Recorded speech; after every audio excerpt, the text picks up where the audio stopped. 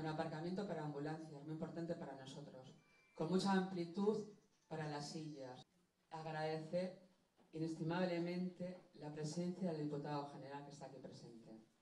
Zoriondu Bizkaiko Parkinson elkarteari, hain polita den proiektua aurrera eroateagatik. Acompañaros en vuestro itinerario desde la calle Concha, con aquellas escaleras. Que nos tengáis cerca.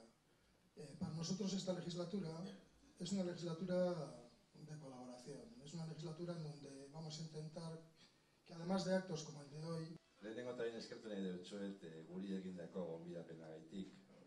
Jakin badakizue oso gustora pertsonak eta pertsonen beharrak eta bide horretatik jarraitu nahi dugu. Familia, de sus hijos y de sus nietos y de su servicio, esperemos que también esté orgulloso de la Asociación de Parkinson Bizkaia.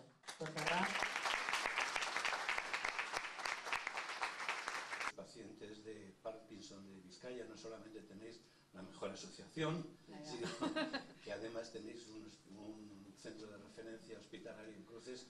Bueno, ya solo me queda deciros que para celebrar el Día Mundial del Parkinson los actos que vamos a hacer. Todo y muchas gracias.